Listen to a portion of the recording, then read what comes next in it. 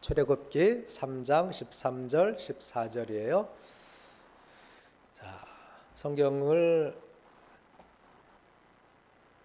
펴셔도 되고 앞에 이렇게 나와 있으니까 앞에 보시고 함께 읽겠습니다. 시작. 모세가 하나님께 아뢰되 내가 이스라엘 자손에게 가서 이르기를 너희의 조상의 하나님이 나를 너희에게 보내셨다 하면 그들이 내게 묻기를 그의 이름이 무엇이냐 하리니 내가 무엇이라고 그들에게 말하리이까. 하나님이 모세에게 이르시되 나는 스스로 있는 자이니라. 또 이르시되 너는 이스라엘 자손에게 이같이 이르기를 스스로 있는 자가 나를 너희에게 보내셨다 하라. 아멘.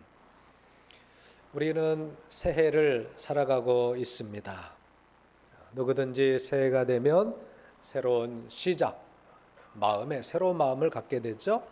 또 새로운 인생이 되기를 소망합니다. 그리고 하나님께서 이 한 해 동안 나에게 복을 주시면 좋겠다라는 소망을 가질 것입니다. 교회들마다 성도들마다 새해를 시작하면서 새로운 결단을 하게 되죠. 또 어떤 교회들은 한 주간 특별 새벽 기도회도 하고 또 이 새해를 맞이해서 부흥회도 하고 이제는 그런 일들이 참 많이 어려워졌어요. 많이 모이기를 사람들이 두려워하기 때문에 또 이 정부의 방침 때문에 교회들마다 그런 일들이 좀 이렇게 억제되고 있는데 하여튼 우리가 그렇게 하지 못한다 할지라도 우리의 마음은 새로운 시작을 우리 마음에 품고 살아가야 합니다. 자, 모세도 새로운 여정을 시작한 인물이에요. 그동안 모세는 애굽 궁에서 살다가 자기 민족을 도와주려고 하다가 고발되어서 그 궁을 빠져나와서 도망간 거죠. 자의반 타의반 도망을 나오게 되어서 미디안이라는 광야에서 아주 평범한 사람으로 살게 되었습니다. 미디안 광야에서 무엇을 했나요? 이드로의 양떼를 치는 그런 양치기가 되고 말았습니다. 그런데 하나님께서 모세에게 바라는 삶이 그냥 양이나 치고 그냥 밥 먹고 살아가는 그런 사람이기를 원하셨을까요? 그렇지 않아요. 하나님이 저와 여러분에게 바라시는 삶이 그냥 이 땅에서 밥 먹고 살다가 죽는 거, 하나님이 그런 삶을 원하실까요? 절대 그렇지 아니합니다. 하나님은 우리 각 사람에게 계획하신 바가 있어요. 하나님의 사람으로서, 하나님의 백성으로서 하나님께서 이 땅에 우리를 태어나게 하셨고 우리를 일평생 살면서 우리를 통하여 하나님이 계획하신 바가 있어요. 우리가 교회와 함께 또 각 믿음 생활하는 각 사람에게 하나님이 사명을 다 주시는 거예요. 믿으시기 바랍니다. 어떤 사람은 일찍 그 하나님의 뜻을 깨달아요.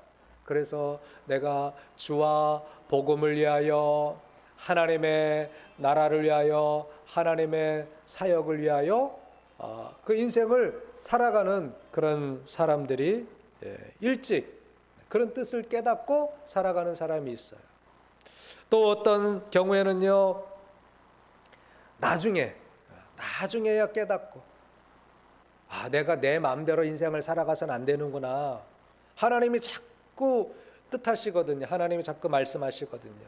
연단을 주시거든요. 너 그렇게 살면 안 돼. 그래서 하는 일마다 하나님이 막으셔요.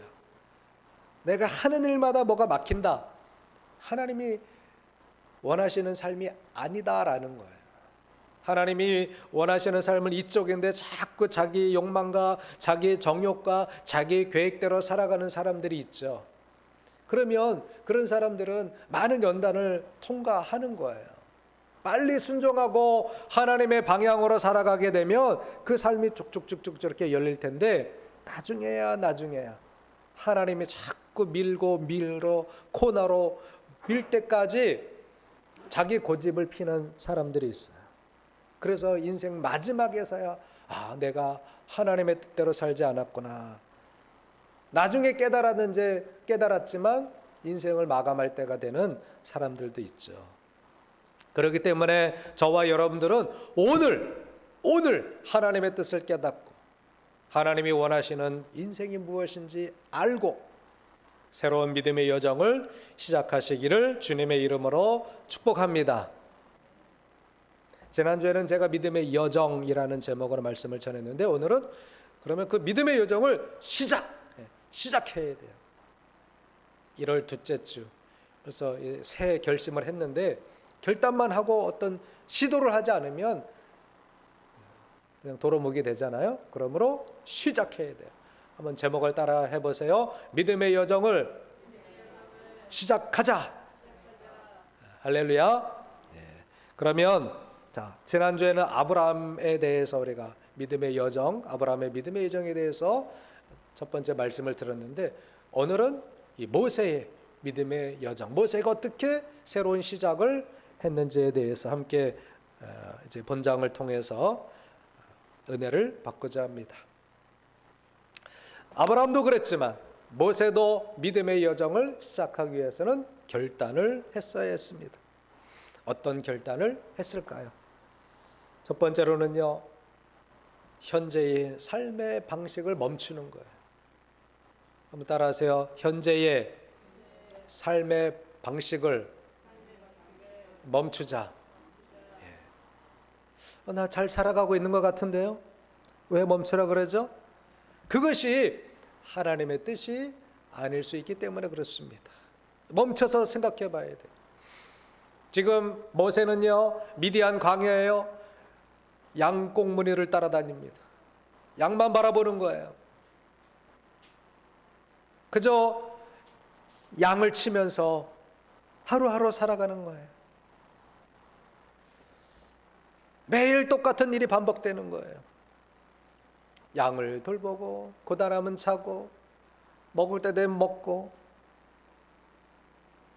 아마 속은 편했겠죠. 그렇죠? 머리 쓰지 않으면, 또 우리 어떤 하나님의 뜻이 무엇인가 고민하지 않으면 아주 속은 편해요. 그냥 되는 대로 먹고 마시고 그냥 꼼꼼하면 자고 해 뜨면 일어나고 일거리 없으면 놀고 이렇게 살아가면 그냥 뭐 되는 거 아닌가? 라고 생각할 수도 있는데 하나님이 원하시는 삶은 그게 아니에요. 그저 세상만 바라보고 세상 것만 위하여 살아가는 것이 인생이 아니다라는 것입니다. 모세도 그냥 살면 살아갈 수 있었어요.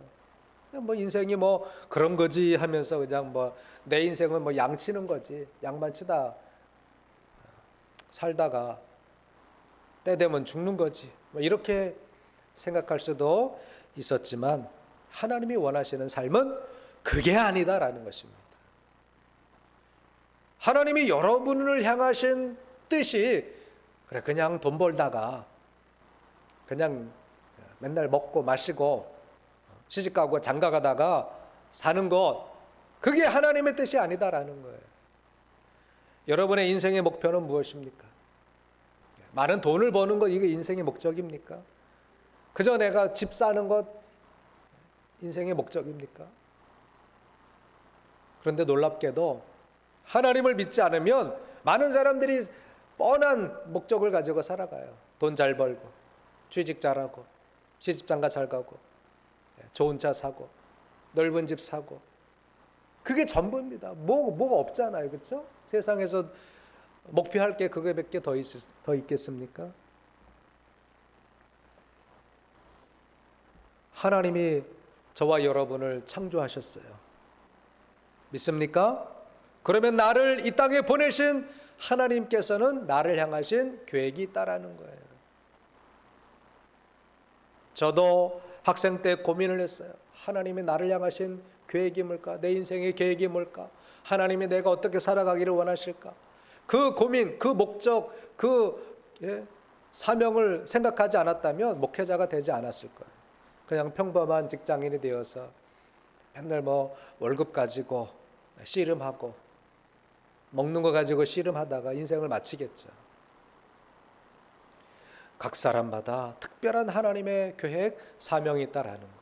저는 목회자로서 또한 여러분들은 일반 직장과 또 일반 가정의 삶을 살아가지만 우리는 그게 전부가 아니라 하나님의 계획을 따라 살아가는 그런 삶을 살아가야 한다라는 것입니다. 하나님은 모세에게 지금까지의 삶을 끝내고 새로운 사명을 살기를 원하셨어요. 그래서 그를 부르신 거예요. 떨기나무 앞으로 하나님이 부르신 것입니다. 불꽃 가운데 하나님이 나타나셨어요. 그리고 우리가 읽지는 않았지만 5절에 보니까 그 떨기나무 불꽃 가운데 하나님이 말씀하시는 거예요. 하나님이 이르시되, 우리 5절을 다 같이 한번 읽어보시겠습니다. 여기 화면에도 나와 있으니까 화면 보시고 읽으면 돼요. 시작.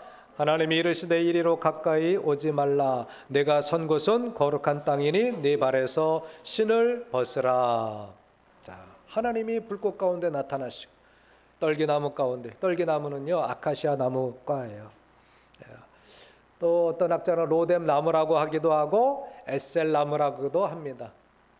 뭐 노간주 나무라고도 하는데 그것까지는 정확하지는 않고요. 하여튼 아카시아과예요. 근데 여러분, 나무에 불이 붙었으면 그 나무가 어떻게 돼? 타면 재가 돼야죠, 그렇죠? 재가 돼야 되는데 나무가 그대로 있어요. 놀라운 불이에요. 그 불은 하나님의 불이에요. 사라지지 않는 불이에요. 재가 되지 않는 불. 불은요 다 타면 꺼지잖아요. 그런데 이 불은 꺼지지 않았어요. 누구의 불이라는 거예요? 하나님의 불이라는 거예요. 하나님이 나타나셨다라는 거예요. 모세에게, 그 양을 치고 있는 모세에게 나타나셔서 하나님께서 뭐라고 말씀하시느냐? 네 발에서 신을 벗으라. 한번 따라하세요. 네 발에서 신을 벗으라. 예. 이 말은요 현재의 삶에서 멈추라라는 것입니다.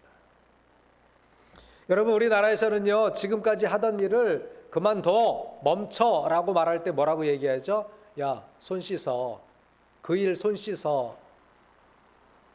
무슨 말인지 아시죠? 야, 너 지금까지 하던 일 지금 손 씻어야 돼. 빨리 손 씻어야 돼. 안 그러면 너 큰일 나. 이렇게 이야기하는 것은 뭐예요? 손을 씻으라 라고 이야기할 때는 너 그 일을 멈춰. 그 일은 좋은 일이 아니야. 하나님이 바라시는 일이 아니야 라고 말합니다. 우리는 그렇게 이해가 돼요. 그런데 고대 중동에서는 지금 하던 일을 멈춰 라고 하는 의미가 뭐냐면은 신을 벗으라 라는 말이에요. 신을 벗는 행위는 당시에는 애곡, 슬픔을 의미하기도 했습니다. 또 포로들이 잡혔을 때 신을 벗으라 라고 요구하기도 했습니다. 그리고 상속권을 포기하는 의미에서 신을 벗기도 합니다. 수혼법에 나오는데요. 가족 중에 한 형제가 대를 이을 아들을 낳지 못하고 죽으면 그 아래 동생이 그 형수에게 들어가서 아들을 낳아주는 그런 이제 수혼법이 있었는데, 룻기서 4장 6절에서 7절에 보니까 그 수혼법에 의해서 이제 상속권을 포기하는 그런 행위를 할 때 신을 벗었어요.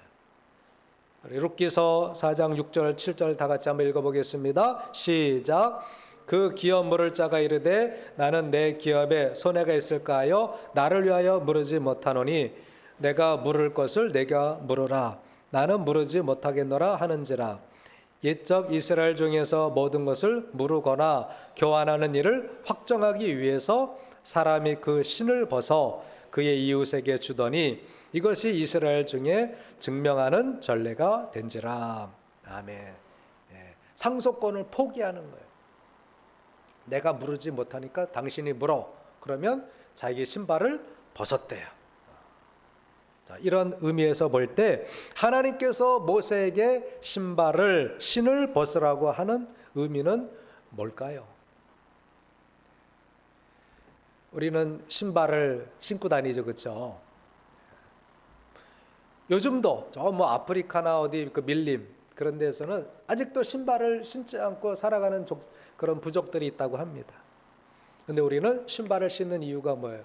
각종 오물, 더러움으로부터, 또 발을 다치게 하는 것으로부터, 그리고 발을 편하게 하기 위해서 신발을 신어요. 신발을 신지 않으면 많은 더러운 것들이 묻습니다. 그러나 이제 신을 신으면 신발에는 묻지만 내 발에는 안 묻어요. 이 신발을 벗으라라는 의미는요, 우리 인생들은요, 세상에 더러운 때들이 묻어요. 죄악들이 인생에게 달라붙죠. 우리가 인생을 살아가는 동안 여러 가지 죄악에 다 노출되는 거예요.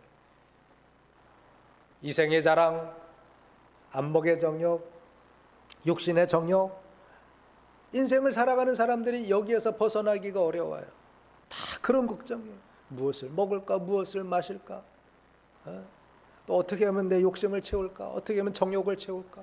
눈으로 보고 귀로 듣고 모든 사람들이 그냥 그 정욕에 빠져 살아간단 말이죠. 이 정욕의 신발, 탐욕의 신발, 이것을 벗어 버려야 됩니다. 우리가 죄악으로 오염된 인생은요, 하나님과 멀어질 수밖에 없어요. 하나님을 찾지 않는 인생, 오직 세상 욕심으로 가득 찬 인생은요, 그 마음이 오염된 거예요. 그 인생의 신발을 신고 오염된 곳을 다니는 거예요. 하나님 없는 인생은요, 하나님을 찾지도 않는다고 말씀드렸어요. 하나님 없는 인생은 무익함에 치우쳐 살아가는 거예요. 세상적인 목적, 세상적인 유익만 향해 나아가는 거예요. 그 목구멍은 열린 무덤이라고 했습니다. 그 인생은 혀로는요, 속임을 일삼고 그 입술에는 독이 가득합니다. 남을 비방하고 남을 미워하고 남에게 거짓말을 하고, 그래서 자기의 탐욕을 채우는 거예요. 때로는 그 입술로 남을 저주하기도 합니다. 그 발은 피 흘리기에 빠른 발이다 그랬어요. 이런 모든 것들이 다 인생이라는, 나의 인생에 다 묻어 있는 거예요. 그 길에서, 그 더러운 죄악의 길에서 벗어나기 위해서는 그 신을 벗어야 되는 거예요. 그래서 하나님께서는 지금까지의 삶을 멈추게 하기 위해서, 그리고 새로운 하나님의 일을 감당하는 사람, 하나님의 사람으로 살게 하기 위해서 모세에게 내 발에서 신을 벗어라. 따라서 내 발에서 신을 벗어라. 예. 여러분, 지금까지 우리가 해오던 그런 삶의 방식, 여러분의 가치관, 그리고 내가 이 세상 가운데 목표하는 것들, 그걸 가지고 살면 안 된다라는 거예요. 하나님의 사람이 되기 위해서, 하나님께 쓰임받는 사람이 되기 위해서, 참으로 유익한 인생을 살아가기 위해서는 어떻게 해야 돼요? 내 신발을 벗어야 돼요. 그 사람이 하나님의 사람이 될 수 있는 거예요. 여러분, 모든 세상에 오염된 것에서부터 벗어나시기를 주의 이름으로 축원합니다. 예수님은 우리의 더러워진 신발, 죄의 종로로 타는 우리들을, 우리의 이 마귀의 종이 된 신분을 해방시키기 위해서, 그 죄의 굴레를 벗어 주시기 위하여, 해방시켜 주시기 위하여 주님이 오셨음을 믿으시기 바랍니다. 신발을 벗는 행위는 뭐라 그랬어요? 내 소유권을 포기하는 거. 그게 신을 벗어서 확증하는 거다고 룻기서에 나와 있죠. 마찬가지로 우리가 지금 더러운 죄가 다 묻어 있어서 마귀의 종이 되어서 마귀의 소유권에, 마귀의 것이 되어 살아가요. 모든 인생들이 예수님을 영접하지 않으면 다 이 마귀의 소유권에 있는 거예요. 마귀의 종이 되어서 마귀가 하라는 대로, 사단이 하라는 대로, 하나님을 찾지도 않고 하나님을 경배하지도 않고 온갖 세상 욕망, 세상 탐욕, 세상의 즐거움만 향해서 살아가고 있는 거예요. 마귀의 소유권에 사로잡힌 거예요. 그 마귀의 소유권에서 벗어나기 위해서,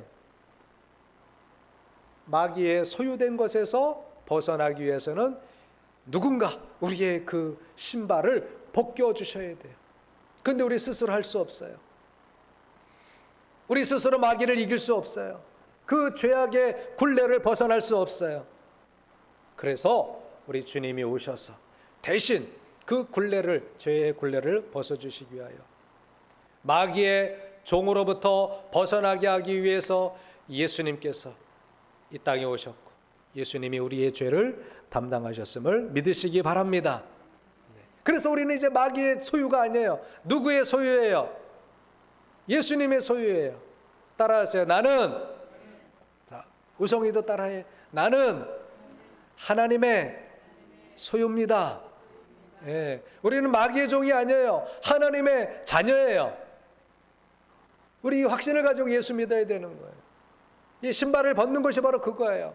예수 안 믿으면 그냥 마귀의 종인지도 모르고 실제로 살아가요. 그런데 세상 탐욕, 세상 정욕, 육신의 탐욕만 위해 살아가는 인생은요, 하나님 없는 인생은요, 마귀의 소유권에 꽉 잡힌 거예요. 노예가 된 거예요, 노예가. 그런데 예수님께서 우리의 그 노예의 신분을 벗겨주신 거예요.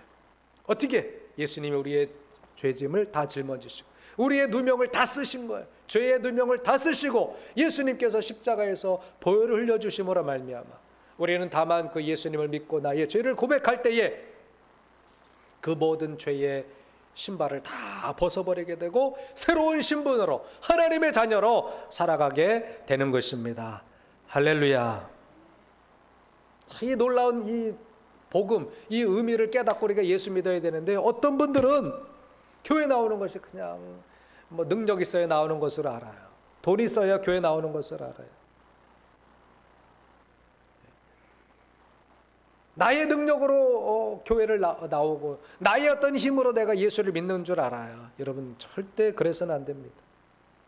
우리가 능력이 되고 뭐 경제적인 능력이 되고 안 되고 그거 가지고 예수 믿나요? 그거 가지고 교회 나오나요? 그러니까 아예 믿음의 기초를 모르는 거예요. 여러분 우리의 믿음의 기준은요 어떤 세상적인 것이 아니에요. 나를 죄에서 구원하신 그 예수님 때문에 우리가 예수 믿는 거죠. 교회 나와서 예배하는 거죠. 내 죄악된 신분을 벗어버리고 이제는 하나님의 자녀가 되었기 때문에 그분을 믿고 그분을 경배하며 예수님만을 끝까지 바라볼 때 우리의 영혼이 영원한 하나님의 나라에 들어가게 되는 것이지 자꾸 세속적인 생각을 해서는 안 돼요. 인본주의적인 생각을 해서는 안 돼요. 교회도 돈이 있어야 나가죠. 뭐 배웠어야지 교회 나가죠. 나의 형편이 이런데 어떻게 교회 나가요? 기준이 뭐예요? 자꾸 세상적인 거예요. 예수님은 우리의 죄 때문에 우리의 죄를 다 뒤집어 쓰시고 다 담당하시고 십자가에서 보혈 흘려주셔서 우리의 그 죄로 찢은 것을 다 벗겨주시고 하나님의 자녀로 삼아주셨는데 우리는 교회 나오면서도 세상적인 것을 생각하는 거예요. 돈 있으면 교회 나가고 돈 없으면 교회 안 나오고 뭐 주면 교회 나오고 안 주면 교회 안 나오고. 그리고 기준이 뭐예요? 세상 것이 돼서는 안 되는 거예요. 우리가 하나님을 만나기 위해서는 이 세상 죄악된 신발을 벗어버려야 될 줄 믿습니다. 우리의 인생의 소유권이 하나님께로 넘어갔습니다. 할렐루야. 그런데 여전히 내 의지로 내 의지가 포기되지 않으면 하나님의 자녀로서의 인생을 살아갈 수가 없는 거예요. 하나님의 임재를 체험하기 어려운 거예요. 모세가 떨기나무 그 불꽃 앞에서 신발을 벗지 않았으면 하나님과 관계가 없는 거예요. 하나님의 사명을 감당할 수가 없는 거예요.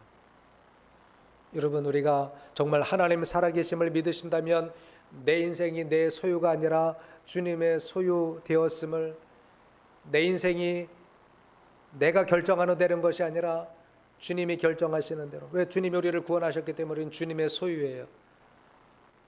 마귀의 소유권에 끌려다니지 마시고 주님이 나의 소유가 되셨다, 나는 주님의 소유가 되었다라는 이 사실을 믿고 세상 신발을 벗어버리고 주님 자녀로서의 삶을 살아가는 저와 여러분 되시기를 주님의 이름으로 축복합니다.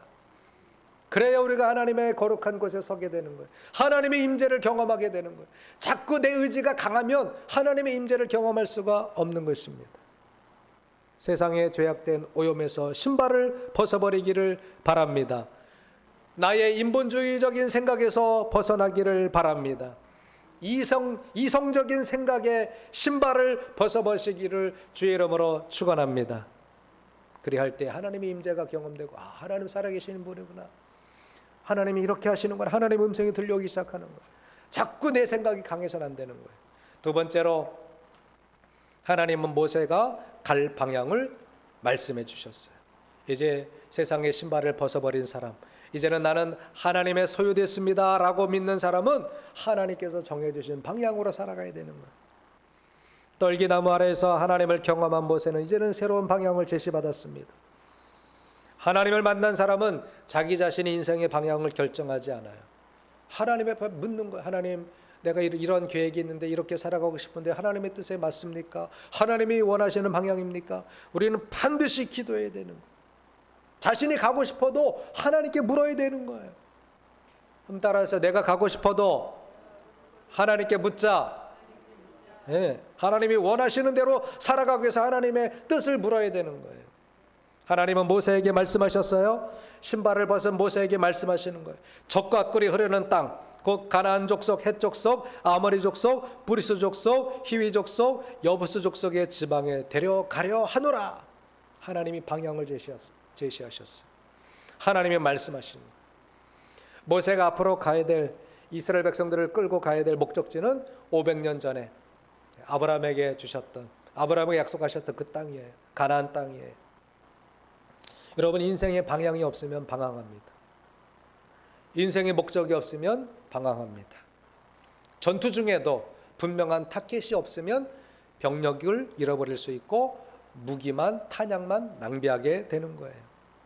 성도들은 분명한 인생의 방향이 있어야 돼요. 한번 따라하세요. 나는 분명한 방향이 있는가? 여러분의 지금 인생의 방향은 지금 어디입니까? 세상적인 것입니까? 아니면 하나님의 방향입니까? 우리는 분명히 방향을 정해야 돼요.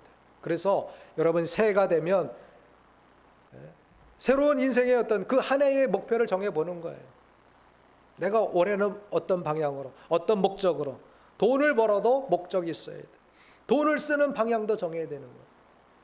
우리 성도들은 하나님의 뜻 안에서 돈도 쓸 줄 알아야 돼요. 쓸데없는 것, 세상적인 것만, 정욕적인 것에만 돈을 써서는 안 되는 거예요. 하나님의 비전을 따라가는 삶이 되시기를 주의 이름으로 축원합니다. 그러면 상급이 있어요. 그러면 유익이 있어요. 바울은 분명한, 예수님을 만난 후에 분명한 삶의 방향을 결정했죠.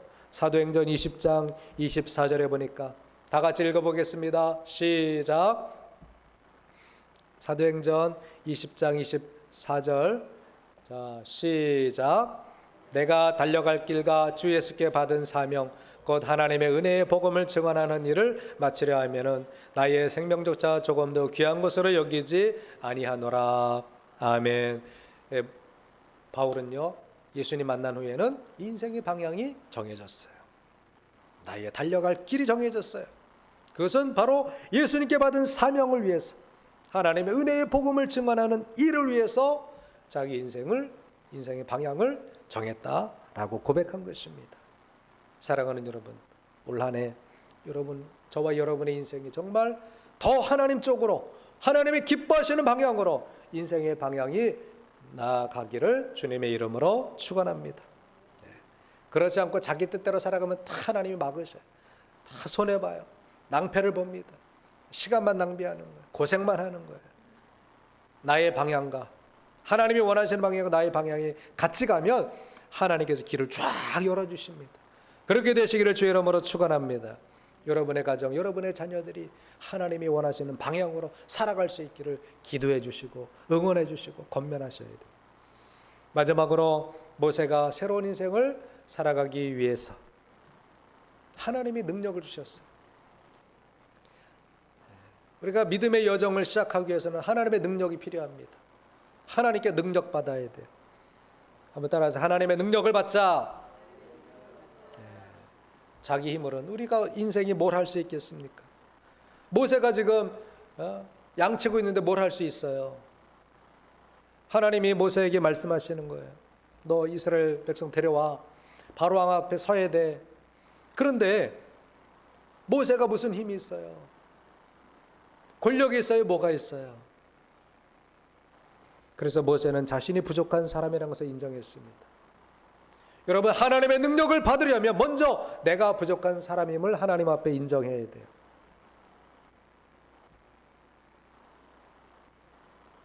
모세는요, 하나님을 만났지만 그는 두려움이 있었어요.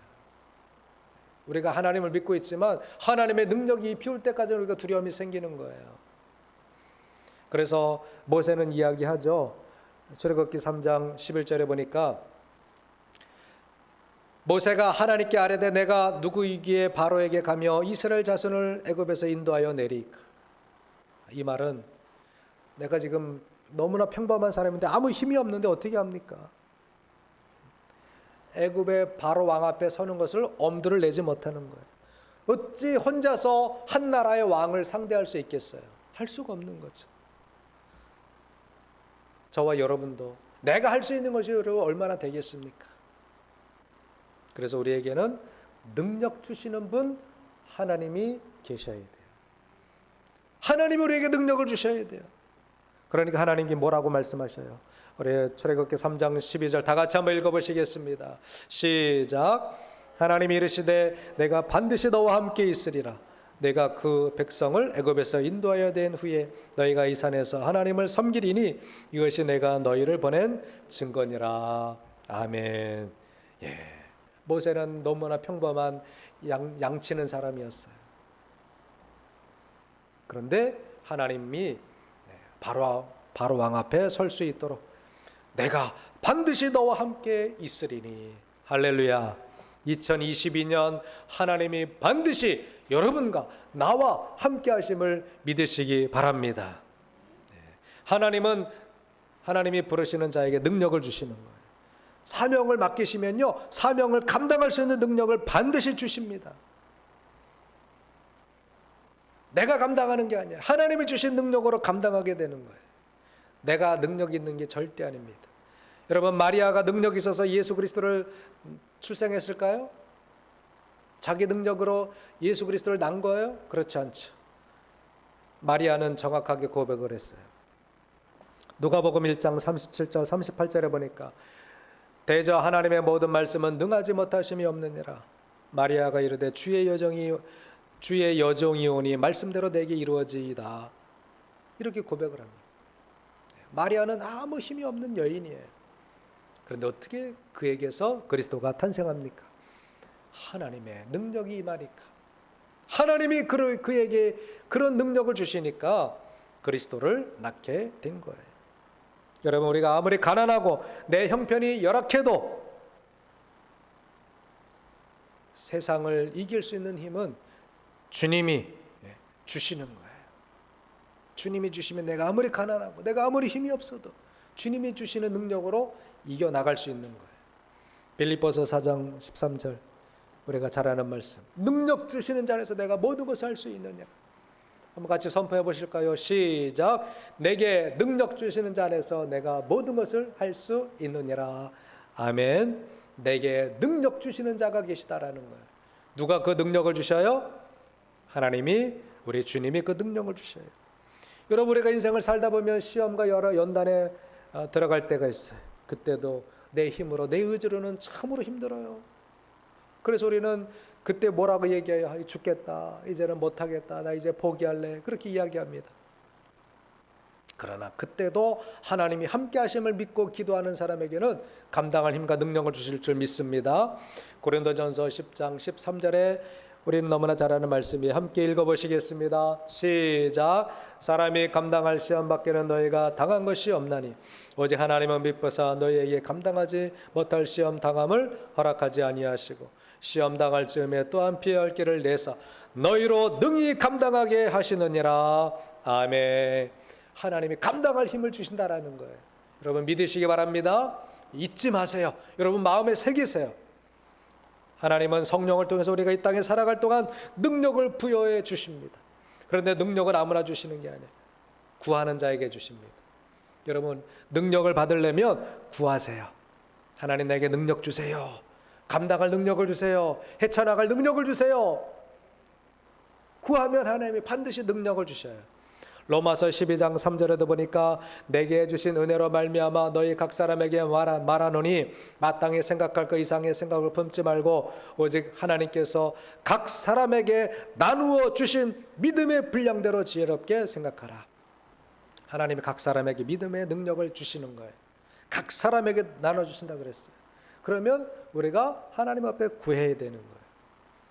하나님은 성령을 통해서 은사를 주시겠다 그랬어요. 은사가 바로 능력이에요. 하나님의 선물이지만 그 하나님의 선물은 능력이 되는 거예요. 고린도전서 12장 11절에 봐도 이 모든 일은 같은 한 성령이 행하사 그 뜻대로 각 사람에게 나누어 주시는 것이니라. 각 사람에게 성령의 능력을 나눠주셔요. 그런데 기도해야 나눠주죠. 달라고 해야 나눠주죠. 아무것도 구하지 아니하고 아무 능력도 바라지 아니하면 넘어지는 거예요. 작은 것에도 넘어지게 되는 거예요. 그러나 정말 연약해도 하나님의 능력을 구한 사람들이 다 이겨왔어요. 그 정말 감당할 수 없는 핍박과 환난과 기근도 능히 이겨냈어요. 기도해야 능력 주시는 거예요. 따라하세요. 기도해야 능력 주신다. 우리 학생들도 내가 정말 감당할 수 없는 그런 어려운 문제들이 오면, 그런 시험이 오면 하나님 앞에 달라고, 하나님 지혜 주세요. 명철함을 주세요. 인내력을 주세요. 하나님 앞에 구해야 돼요. 마가복음 9장 29절에도 보면 이르시되 기도회의 다른 것으로는 이런 종료가 나갈 수 없느니라 라고 말씀하셨어요. 기도해야 능력 생기는 거예요. 기도해야 나에게 능력이 온다라는 것을 깨닫게 되는 거예요. 여러분, 아무리 여러분 몸이 아프고 가정의 삶이 어렵고 지금 닥쳐온 문제들이 나를 막 휴가 싼다 할지라도 하나님 앞에 기도하면 이길 수 있는 능력을 반드시 주실 줄 믿습니다. 하나님은 모세에게 말씀하셨어요. 우리가 읽은 본문에 하나님은 스스로 있는 자니라. 하나님의 모세에게 이르시되 나는 스스로 있는 자이니라. 또 이르시되 너는 이스라엘 자손에게 이같이 이르기를 스스로 있는 자가 나를 너희에게 보내셨다. 이게 능력이에요. 하나님의 능력이에요. 따라서 하나님이 능력이시다. 스스로 있는 자, 영원전부터 스스로 계신 그분이 모세와 함께 가시겠다라는 거예요. 우리가 기도하고 하나님께 방향을 정하고 내 더러운 육신의 신발을 벗어버리고 하나님의 뜻대로 순종하며 살아가겠다라고 결정하시는 순간부터 스스로 계신 하나님이 함께 하시는 줄을 믿으시기 바랍니다. 올 한 해 믿음의 여정이 시작되시기를 주의 이름으로 축원합니다. 우리는 새로 시작해야 돼요. 우리의 삶의 양식을 지금 내가 행하는 삶의 양식을 떠나야 돼요. 우리 학생들도 게임 많이 한다? 그거 좀 떠나야 돼요. 벗어버려야 돼요. TV를 너무 많이 본다? 그거 벗어버려야 돼요. 세상 것을 너무 많이 한다? 그 신발을 벗어버려야 돼요. 그 벗어버리지 않고 하나님을 만날 수 없어요. 우리 성도님들도 마찬가지. 지금 내가 육신의 것만 하고 있다? 벗어버려야 돼요. 그거 붙잡고는 하나님 만나지 못해요. 내 삶의 양식, 내 삶의 태도를 벗어버려야 돼요. 그리고 하나님이 주시는 방향으로, 하나님이 제시하시는 그 비전으로 우리의 삶의 목표를 정하여 나아갈 수 있기를 바랍니다. 우리가 아무리 어렵고 힘들어도 주님이 우리를 부르셨으면 반드시 감당할 능력을 주신다라는 확신을 가져야 돼요. 그래서 주님의 이름으로 구할 때마다 기도하면 능력이 오게 되는 거예요. 감당할 힘을 주시는 거예요. 성령님은 저와 여러분을 도와주시는 분이에요. 그러니까 걱정하지 마시고 염려하지 마시고 우리가 주님께 구하며 부딪히자고요. 견뎌보자고요. 이겨낼 수 있습니다. 할렐루야. 하나님이 함께 하시면 우리의 믿음의 여정은 반드시 승리하게 될 줄 믿습니다. 그 하나님을 믿고 오늘부터 시작하는 저와 여러분 되시기를 주님의 이름으로 축원합니다. 기도하시겠습니다.